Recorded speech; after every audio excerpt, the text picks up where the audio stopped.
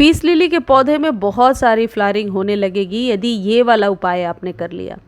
यदि गर्मियों में सूख रहा था पीस लिली का पौधा, इस तरीके से फूल आ तो रहे हैं लेकिन सूखे सूखे से फूल आ रहे हैं। आप लोगों के कमेंट्स भी आ रहे हैं कि पत्ते जल रहे हैं या पत्ते ड्रूपी हो रहे हैं। तो किस तरीके से आप अपने पीस लिली को हरा भरा और घना बना सकते हैं, दोबारा से किस तरीके से पीस लिली के पौधे पर बहुत सारी फ्लावरिंग ले सकते हैं, ये आज के वीडियो में मैं आपको बता रही हूँ। सबसे पहला स्टेप ये है कि पीस लिली को अपने पौधे में नमी पसंद है, यानी इसकी जो मिट्टी है उसमें आपको नमी बना करके रखना है। नमी को बनाए रखने के लिए आप क्या करेंगे कि जब कभी आप पीस लिली के पौधे को, न्यू पौधे को लगा रहे हैं, तो 20% आप कोकोपीट मिला दीजिए, 20% कंपोस्ट और बाकी के रेशियो में गार्डन सॉइल। दूसरी सबसे इम्पॉर्टेंट टिप ये है कि पीस लिली को सीधे धूप में नहीं रखना है, अदरवाइज़ पत्ते इस तरीके से जलने लगेंगे।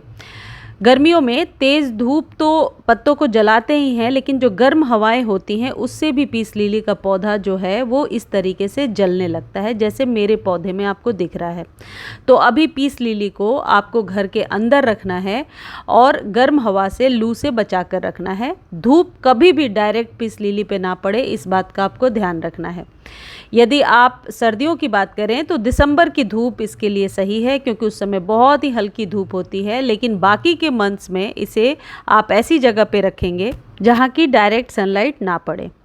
देखिए, पीस लिली के पौधे को अपने सॉइल में नमी पसंद है, तो नमी को बरकरार रखने के लिए आप हमेशा पानी तो नहीं दे सकते, लेकिन आपको क्या करना होगा, ऐसे किसी जगह पे आप इस पौधे को रख देंगे जहाँ पर कि बिल्कुल बैलेंस्ड कह सकते हैं आप एटमॉस्फेयर हो, यानी कि ज़्यादा सर्दी ना हो, ज़्यादा गर्मी ना हो। एसी के नीचे, कूलर के पास आप इसे रख सकते हैं। ड्राइंग रूम में जहाँ पर एसी वगैरह चल रहा हो, वैसे जगह पे भी आप इसे गर्मियों में प्लेस कर सकते हैं। कहने का मतलब है कि बहुत तेज़ गर्म हवा से बचा कर रखना है। थोड़ी सी ठंडक वाला इन्वायरमेंट इसके लिए सही रहता है। कई बार आप देखेंगे कि पीस लिली के जो पत्ते हैं वो झुके झुके से नज़र आ रहे हैं। पत्ते तभी झुके हुए नज़र आते हैं जब आप इसमें पानी कम देते हो। तो पानी आपको एवरीडे मॉर्निंग में देना है। जब कभी पानी देना है, पत्तों को अच्छे से वॉश करना है, इस बात का ध्यान रखें। अब यहाँ पर एक इम्पॉर्टेंट टिप है जो आप ज़रूर समझ लीजिए। पीस लिली की जो रूट्स हैं, जो जड़ें हैं, वो बहुत जल्दी नहीं भरती हैं, तो इसे बार बार रीपॉट करने की गलती ना करें। यदि बार बार आप छेड़छाड़ करेंगे तो ये पौधा कभी पनपेगा ही नहीं। एक बार यदि 8 इंच के कंटेनर में लगा दिया तो 2 सालों तक आपको इस पौधे में कुछ करने की ज़रूरत नहीं पड़ेगी, सिर्फ खाद देना है। साल में 2 बार हेवी फर्टिलाइज़र देना है, यानी कि वर्मी कंपोस्ट या किसी भी प्रकार के कंपोस्ट को 2 चम्मच आप इसमें डाल देंगे।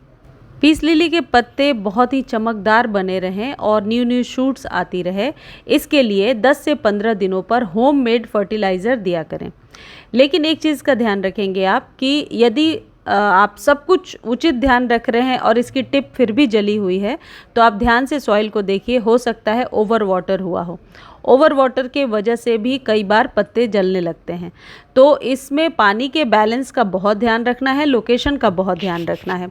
पीस लिली को रूट डिवीज़न से अलग करके भी लगाया जा सकता है बरसातों में। चलिए अब खाद की बात कर लेते हैं।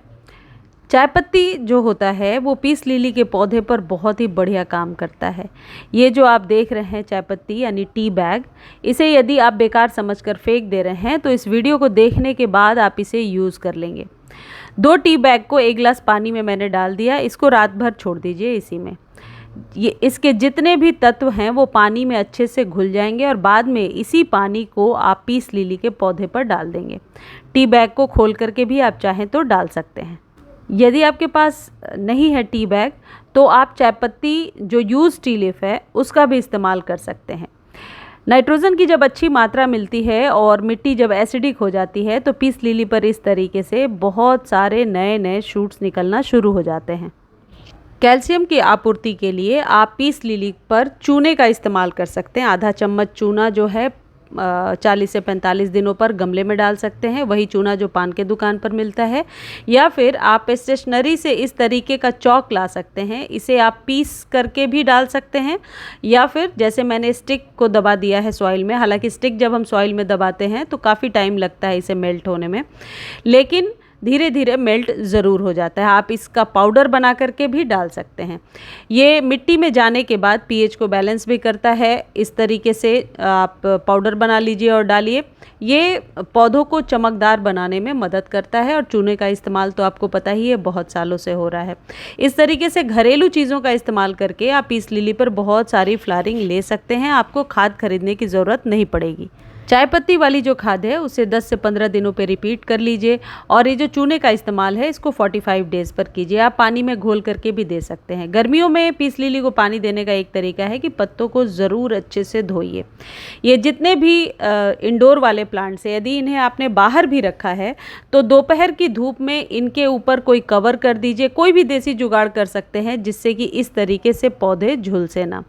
पीस लिली के पौधे को लगाने का ये बिल्कुल सही टाइम चल रहा है और पीस लिली एक ऐसा पौधा है, आप यूँ कह सकते हैं कि हार्डी प्लांट है, बहुत आसानी से चलता जाता है। बस शुरू में ही सॉइल अच्छे से आपको बनाना होता है। बहुत ही ऐसी सॉइल बनाइए जो आप कह सकते हैं कि भुरभुरी हो, यानी कोकोपीट का इस्तेमाल ज़रूर कीजिए।